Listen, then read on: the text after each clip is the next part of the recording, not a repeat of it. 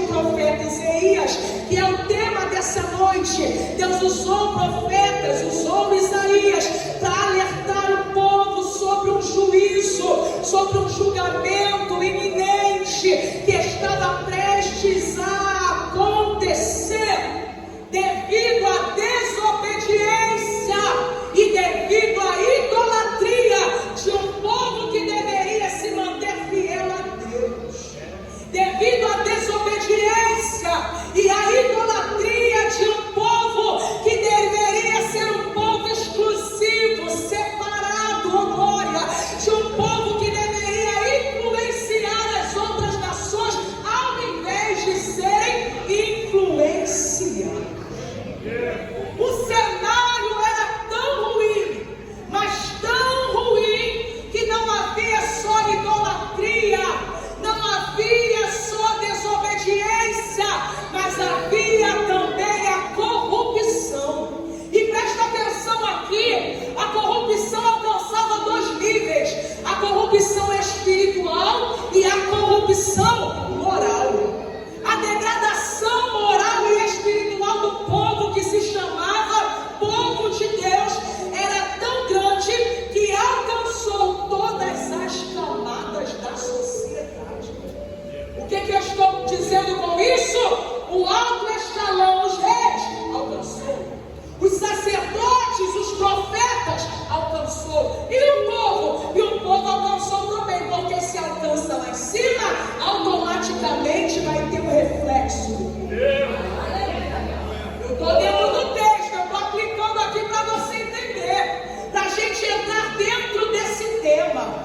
Quando a gente vai ler, vai entender e vai estudar, nós vamos ver que os líderes de Israel eram constituídos pelos reis, pelos sacerdotes e pelos profetas. Diga comigo reis, diga comigo sacerdotes e diga comigo profetas. Os reis, agora eles adotaram novos métodos. Os reis agora eles adotaram novas práticas e práticas pagãs. Eles permitiam que dentro do território de Israel, dentro do território de Judá, toda a nação adorasse aos falsos ídolos. E presta atenção aqui, eles não só permitiam, mas como também patrocinavam. Olha quanta degradação está acontecendo. Porque, pastor Estevão, se permitir já é muito ruim, mas está patrocinando. Eles mesmos patrocinavam, liberavam, mandavam que altares e santuários fossem construídos para os deuses pagãos. A degradação moral e espiritual era tão grande que o sacerdócio também estava corrompido. Quem deveria zelar pela lei, quem deveria zelar pela palavra do Senhor, quem deveria zelar pela santificação e pela separação, estava negligenciando os mandamentos do Senhor. Eles estavam mais preocupados em manter um estereótipo, em manter uma liturgia de culto, do que se manterem fiéis ao Deus. Meu Deus! Eles estavam mais preocupados em manter o culto, aquilo que era realizado.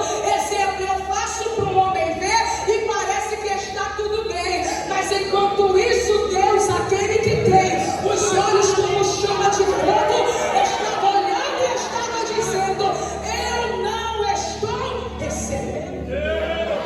Oh, aleluia! Parece que eles se esqueceram o que o profeta Samuel disse para o rei Saul: ei, Deus não tem prazer em sacrifício se não tiver obediência. Meu Deus! Eles deveriam se lembrar disso. Eles deveriam ter olhado para o profeta, aquilo que o profeta falou, como aconselhamento. Oh, meu Deus do céu! E agora, quem deveria zelar? Quem deveria cuidar? Quem deveria proteger as leis do Senhor estavam corrompidos.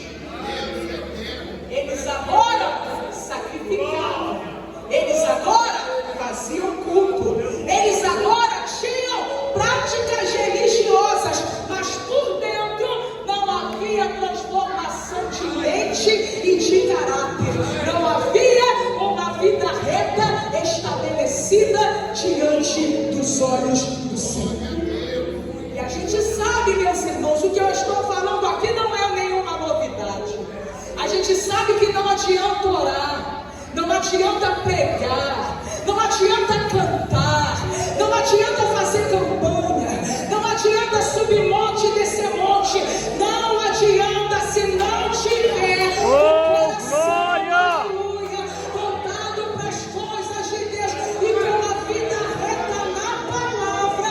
Não adianta que o Senhor não descer.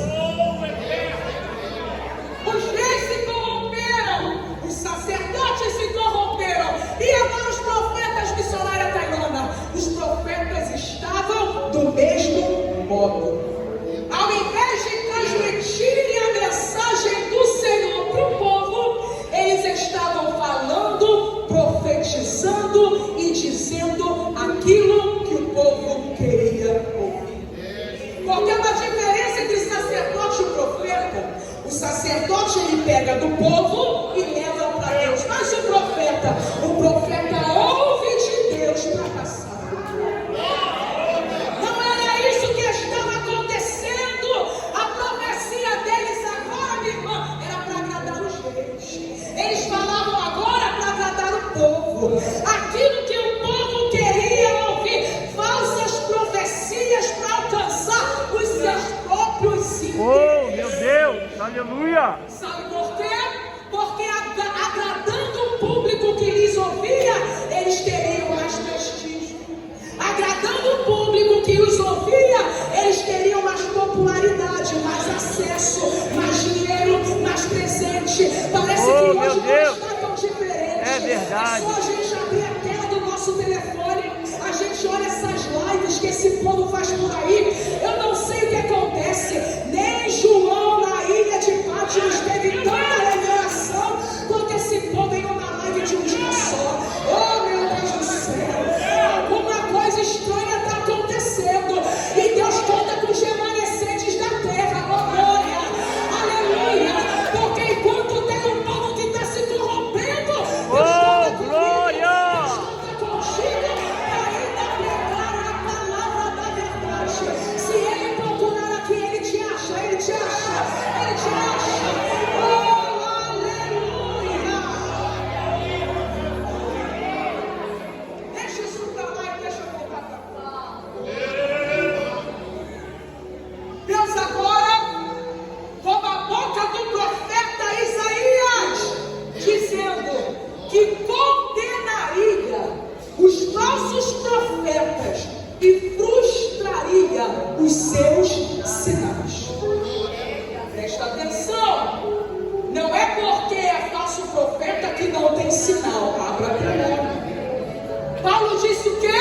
Ainda que apareça um anjo de luz e pregue uma outra palavra, um outro evangelho, então nós não temos pregado que ele seja anátema. Não adianta ter sinal se não tem vida na palavra. Oh, glória a Jesus, está falando nessa noite. Não adianta fazer acontecer, falar o que quer, porque até papagaio fala. Escute isso. Deus só se responsabiliza com aquilo que ele fala e não com o que alguém disse que ele está falando. Deus toma agora a boca do profeta e olha a contradição. Enquanto Isaías está pregando que Deus era contra a infidelidade do povo, os falsos profetas estavam ignorando o pecado.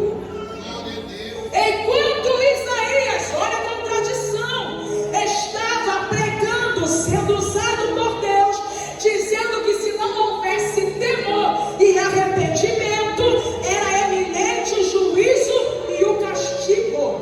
Enquanto os falsos profetas estavam pregando que o tempo era de paz e de prosperidade. E agora eu falo para vocês algo que eles deveriam ter feito e não fizeram. Mas serve para mim, serve para você, que eu abro essas portas, porque enquanto eu estou pregando, o Espírito Santo, aleluia, está orientando. Oh, glória! Enquanto a palavra está sendo liberada, Deus está agindo na mente, agindo no coração. Aleluia, para que você entenda que se ouvir e aplicar, nunca mais você viverá.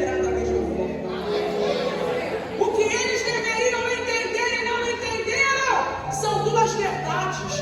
A primeira verdade é que a voz da maioria não significa que é a voz de Deus. Eu vou repetir isso aqui para você não esquecer. A voz da maioria não é a voz de Deus. Quando nós olhamos para a maioria dos textos sagrados, nós vamos ver Deus se revelando a uma minoria, falando a uma minoria, instruindo a uma minoria, mas era uma minoria que tinha olho no céu e vida na palavra. Segunda verdade que a gente precisa entender é: não siga quem fala bonito, siga quem fala verdade.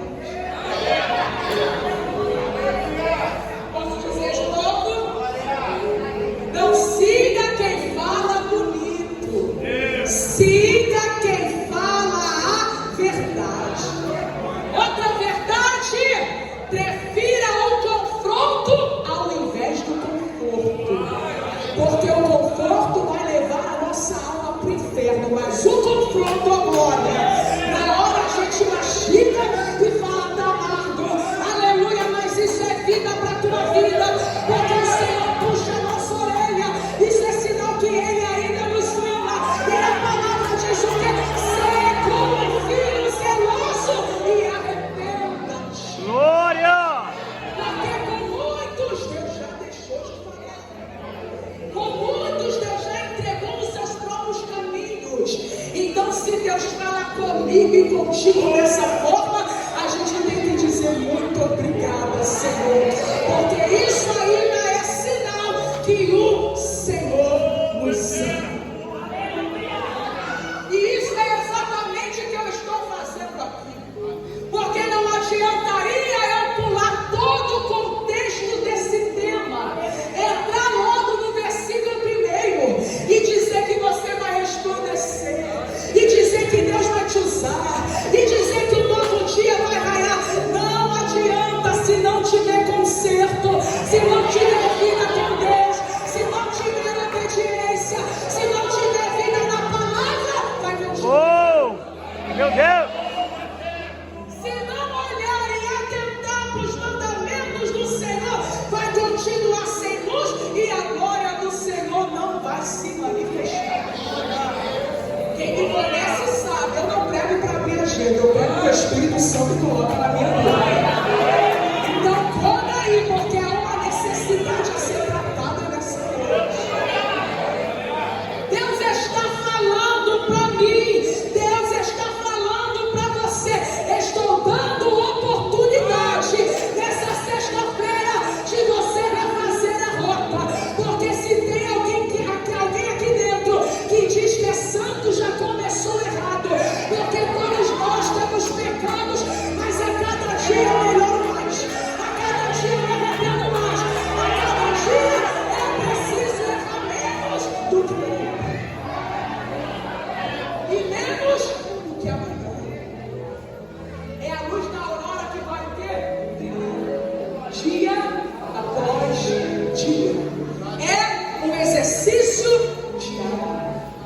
Jesus, nessa festa de 71 anos de ciclo de oração, de 83 anos dessa amada igreja, Jesus está dizendo pra gente, sabe o que? Age primeiro, que o céu reage depois. Age primeiro, que o céu reage depois. Age primeiro, que o céu reage depois. O que é isso, missionária Tailândia? Primeiro faz a tua parte, e a parte do Senhor já está feita. Tem alguém que ouve isso aqui, que está sendo liberado nessa noite. Oh, aleluia! A tua ação irá determinar qual será a reação de Deus. Se a gente entendesse que o nosso Deus reage quando a gente age, a gente já teria tomado um posicionamento. Meu Deus! Se nós entendêssemos que primeiro a gente faz para depois Deus está mostrando o que já está feito, há um versículo, meus irmãos, que vai dizer: a palavra já foi liberada, toma posse. Sabe o que é isso? Porque se Deus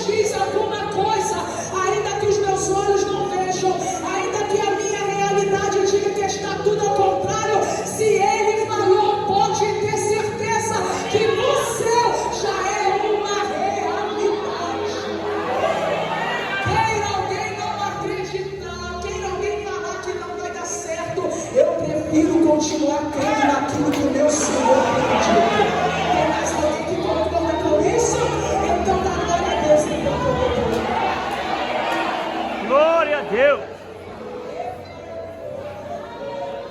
Primeiro eu acho, para depois o céu reagir. A mensagem que Deus dá ao profeta Isaías é uma mensagem confrontadora. É uma mensagem que desagradava tanto a elite, como também desagradava o povo. Desagradava aos reis, desagradava aos profetas, desagradava aos sacerdotes e também desagradava ao povo. Por quê? Porque não adianta, se a liderança estiver corrompida, todo o povo se corrompe. É por isso que a gente tem que prestar atenção. E quando eu falo isso para alguém que me pergunta, acha que é religiosidade. Não, isso aqui é Bíblia. Não se coloque debaixo de cajado de pastor que não tem vida com Deus. Não se, oh meu Deus, Jesus está dizendo aqui para alguém, não se coloque debaixo de cajado de liderança que não tem vida no altar. Se está querendo devolver a carteirinha para ir para outro lugar, abre o teu olho, pede confirmação, porque o Espírito Santo ainda revela dentro da sua. Meu Deus, aleluia. É assim que acontece, porque se a liderança perde o temor, o povo perde o temor. Se a liderança não tiver com os olhos em Cristo, tu acha que o povo vai dar? Tu acha que se a liderança dessa casa, deixa eu trazer para cá, não tivesse firme na palavra, que essa igreja estaria fazendo 71, 83 anos? Essas portas já estariam fechadas há muito tempo. Por quê? Porque se não tiver palavra, não prevalece. Oh glória, oh glória. Pode ter 50, 100, 300, 500 membros. Isso não impressiona Deus. Isso impressiona o homem. Aleluia, que impressiona Deus é vida no altar, é santidade e é amor à sua palavra. A realidade daquele povo era a idolatria. A realidade daquele povo era a corrupção religiosa. A realidade daquele povo também era uma corrupção social. Quando eu olho no capítulo 58, 2 capítulos antes do tema de vocês, nós vemos Deus falando agora com o profeta Isaías. E falando o que, missionária Tailândia? Olha o teor da profecia. Deus falando para ele: clama em voz alta e não te detenhas. Eu já estava chamando a responsabilidade. Porque uma coisa é eu pregar para vocês que me ouvem, outra coisa é eu pregar para alguém que está virando as costas. Deus falando para ele: Isaías, clama em alta voz, abre a tua boca e não te detenhas. Levanta agora a tua voz, mas olha, levanta como trombeta. Meu Deus. Levanta a tua voz como trombeta e anuncia ao meu povo o seu pecado e a sua transgressão. Eu vou resumir o capítulo 58, porque eu não tenho tempo de entrar em detalhes aqui. A Bíblia diz que Deus agora revela ao profeta Isaías que eles até jejuavam. Só que enquanto eles jejuavam, eles estavam se envolvendo em contendas e em discussões para saber quem jejuava. Deus fala com o profeta Isaías que eles até jejuavam, mas depois eles brigaram, até acontecia violência física entre eles. É tipo assim, canta todo mundo junto, agora todo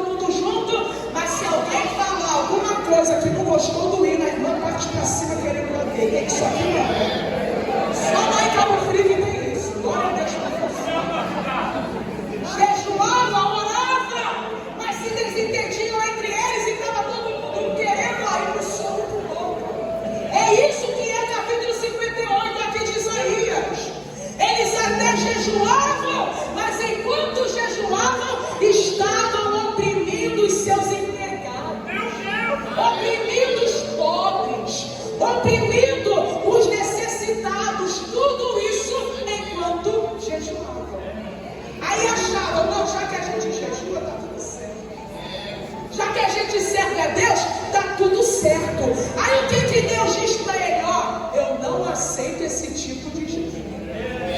Fala para eles, aleluia, que esse tipo de jejum eu não aceito, nem o culto que eles fazem e nem o incenso que eles acendem. Para mim, meu Deus, as minhas narinas. Oh, Jesus. Isso é terrível, meus irmãos. Isso é terrível, meus irmãos. Aí perceba que Deus agora fala no versículo 9 desse mesmo capítulo, capítulo 58. Deus diz assim: olha, só quando vocês tirarem do meio de ti, primeiro, o jugo. O que é jugo? Colocar peso demais nas costas do irmão. Segundo, olha aí, se você está com a tua Bíblia aberta, verso 9 do capítulo 58, Deus vai dizer: primeiro, se parar de estender o dedo para o outro. O que é isso? Quem estica dedo não é para fazer carinho, quem estica dedo é para apontar. E o pior, eu não sei se é só lá em Cabo Frio, pastor, mas o pior é que quem mais aponta o dedo, quem mais critica é quem menos faz. Deixa quieto, Meu Deus! não é assim? Quem mais critica, quem mais aponta o dedo é quem menos faz, é quem menos chega junto, é quem menos coopera, é quem menos chega junto, é sempre assim. Aí Deus continua falando com eles, chamando a atenção. Só quando tirar o jugo do povo, só quando parar de estender o dedo e quando parar de falar iniquamente, aí sim clamarás ao Senhor. E ele o quê? Ele respondeu. Gritará a ele e ele dirá: eis-me aqui. A gente precisa entender que o nosso jejum, a nossa devoção, a nossa vida ao culto não serve de nada se está oprimindo o semelhante, não serve de nada se está com o dedão apontado para tudo, qualquer lugar, igual uma metralhadora, passa na frente e aponta o dedo. Não adianta de nada se a tua boca só fala o que não deve. Eu volto a dizer: de nada vale sacrifício se não tiver obediência. Aí eu entro no capítulo 59, resumir o 58, vou resumir o 59. Deus fala agora para o profeta dizer para o povo, versículo 1, olha aí: eis que a mão do Senhor não está encolhida para que não possa salvar, e nem os seus ouvidos obstruídos para que não possa ouvir. Mas espera aí, olha o versículo 2: contudo, todavia, entretanto, olha a subjeção. Contudo, verso 2: as vossas iniquidades têm feito separação entre vós e o vosso Deus. A partir do versículo diz: e os vossos pecados têm escondido a face dele de vós, assim ele não os ouviu. Então, peraí, missionária Tailândia. Quer dizer que parece que as irmãs cantaram que a porta é de ferro, o céu é de bronze, não é macumba que fizeram para mim, não? Não. Missionária, calma aí que eu não estou entendendo. Parece que eu oro e Deus não responde. Parece que eu dou 5 passos para frente e 15 passos para trás. Não é que colocaram meu nome na boca do sapo, estão fazendo oração contrária contra a minha família, não. A Bíblia está nos dizendo, a palavra está nos garantindo. É só ler o versículo 2: as vossas iniquidades têm feito separação entre vós e os vossos Deus. Quem dá convida no altar pode fazer na cumba, não dá. Quem dá convida na palavra, 1000 cairão ao teu lado, 10.000 à tua direita, mas tu não serás atingido. Oh, glória!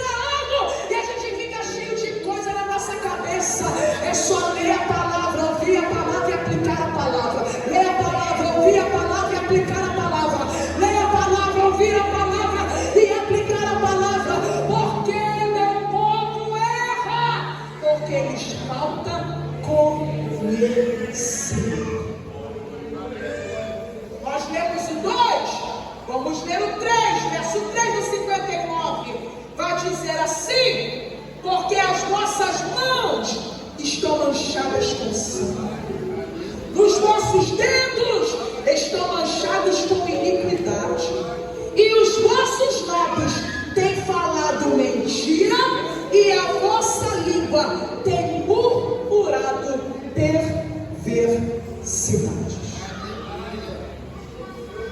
A gente tem que entender que o problema não está em A, o problema não está em B, o problema não está em C, o problema está em mim. Antes de eu me levantar, antes de eu brilhar, antes de eu resplandecer, eu preciso entender, aleluia, aquilo que o apóstolo Paulo fala na ceia do Senhor: examine-se, pois, o homem a si mesmo. E é só quando come do pão e bebe do cálice? Não, todo dia. Todo dia. Todo dia. Porque senão será impossível de nós nos levantarmos e brilharmos, como diz a palavra do Senhor. Isso é muito sério. Catuque essa irmã que está do teu lado aí, mas devagar, porque forte dá processo. Fala, isso é muito sério. Fala, analisa a tua vida que eu analiso a minha.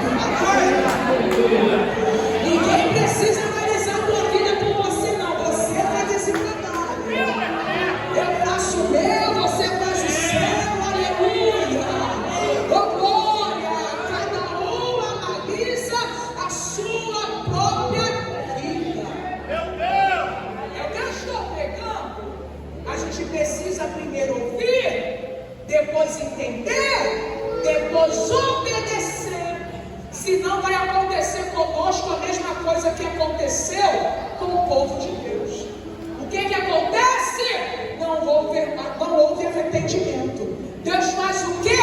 Levanta Nabucodonosor.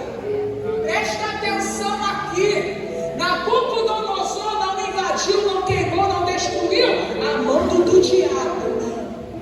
Foi Deus quem levantou o inimigo. Foi Deus quem fortaleceu o inimigo e usou o inimigo para julgar o seu próprio povo.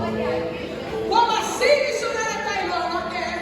Porque não seria preciso. Mas se você só reconhece que Deus tem poder quando a porta se fecha, aí Deus fecha a porta. Se você só lembra dos dias de culto quando está um vento rodando lá na tua casa, então Deus permitiu mesmo. Não seria preciso.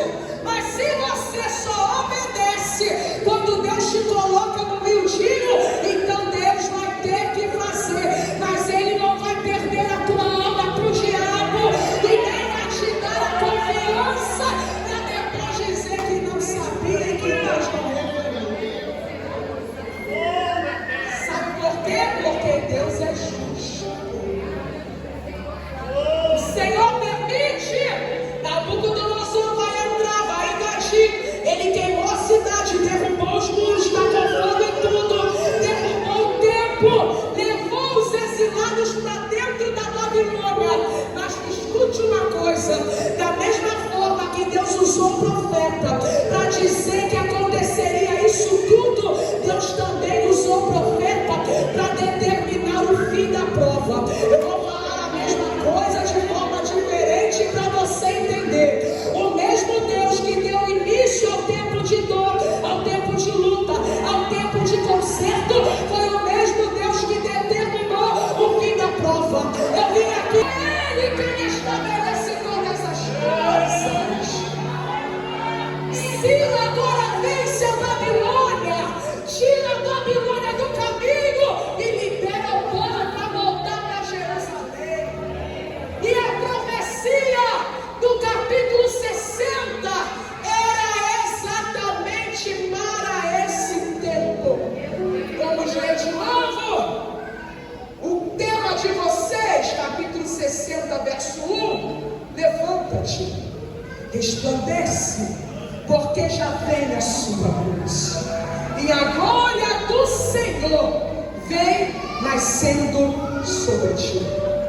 Presta atenção aqui. Depois de 70 anos de cativeiro, como o povo estava? Desanimado. Depois de 70 anos de opressão, como o povo estava? Entristecido, paralisado, desanimado. É por isso que agora o capítulo 60, primeiro parteado versículo, é uma exortação. É Deus dizendo para eles: ei, levanta. Porque não tem como resplandecer se primeiro não levantar.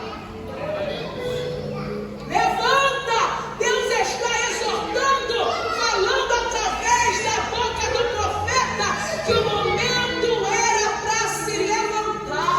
A hora agora não era mais para chorar. A hora agora não era mais olhar para trás. A hora agora não era mais para olhar para o sofrimento que viveu.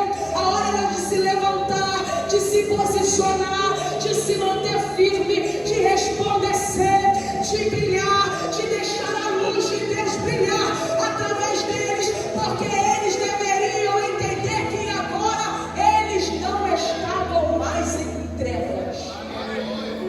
Contextualizando para os dias de hoje, para a gente entender, Deus está falando comigo e contigo. Ei, irmã e irmão, o vento até chegou na tua casa, mas passou. Vai ficar olhando para esse vento até quando? Deus está falando comigo e contigo nessa noite. Ei, meu irmão, o vento, eu sei, bateu forte, teu barco quase virou. Você fez igual a palmeira, né? Balançou para lá, balançou para cá. Tu só não quebrou por causa da misericórdia.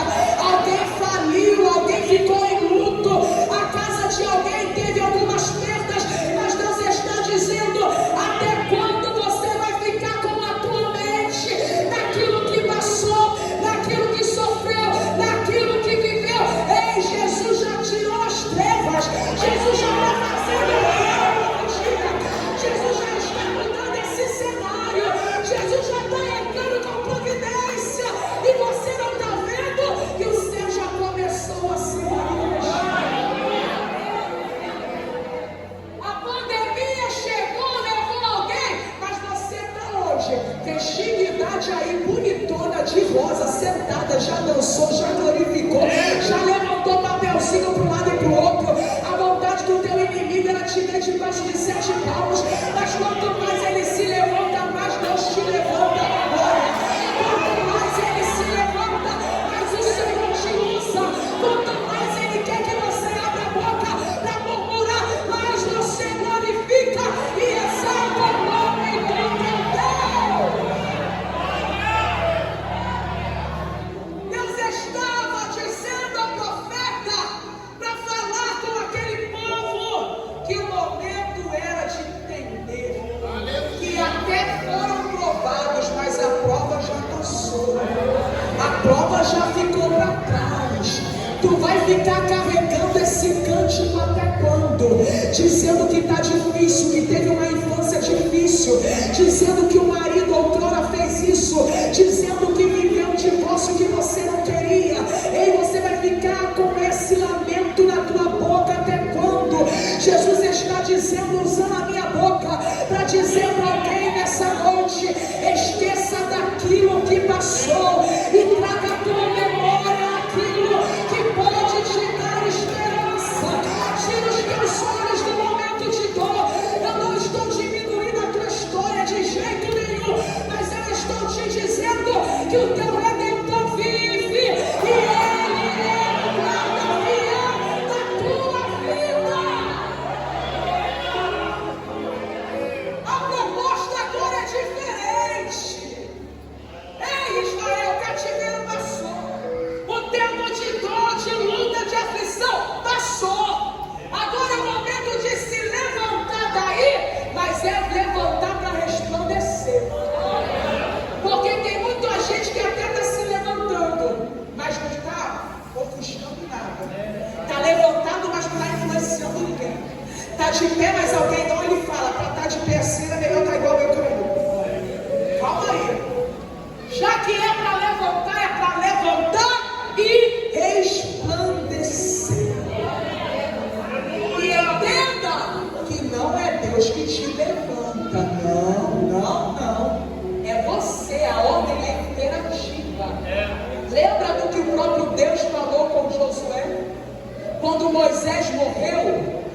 deu tempo para eles ficarem de luto, mas depois Deus falou: ei Josué, levanta-se, o momento agora é de levantar, porque assim como eu fui com Moisés, eu também serei contigo. Aí o que é que Deus fala para ele? Esforça-te e tem de bom ânimo. Quando você vai olhar o capítulo 1 do livro de Josué, nós vamos ver Deus falando 4 vezes, não é uma, não é duas, não é 3, é 4 vezes para Josué, dizendo: ei Josué, esforça-te e tem de bom ânimo, esforça-te e tem de bom ânimo. Sabe o que significa isso? Deus, Ele vai trabalhar diante daquilo que nós apresentarmos a Ele. Primeiro é o esforço, primeiro é o ânimo, primeiro eu me levanto e depois Ele completa. Tenho que repetir isso aqui. Primeiro eu ajo, depois o céu reage. Se você fizer o favor de não esquecer mais disso, eu tenho certeza que você viverá um novo tempo em Deus. Tem alguém para crer? Primeiro levanta, depois resplandece, começa a brilhar, começa a influenciar, começa a mostrar aos outros que você não está mais em trevas. Por quê? Porque já vem a sua luz e a glória do Senhor vem nascendo sobre ti. A glória do Senhor vem nascendo sobre ti. Era Deus garantindo que Ele estava trazendo um novo dia. Era Deus garantindo que se eles se levantassem, eles iriam viver uma nova realidade. Deus está falando com você e comigo nessa noite. Por que você está temendo o homem que tem o poder só de matar a carne e esqueceu de temer a Deus que tem o poder de matar a carne e ainda lançar a alma? Deus está dizendo: por que você está temendo as situações que estão se levantando? Por quê?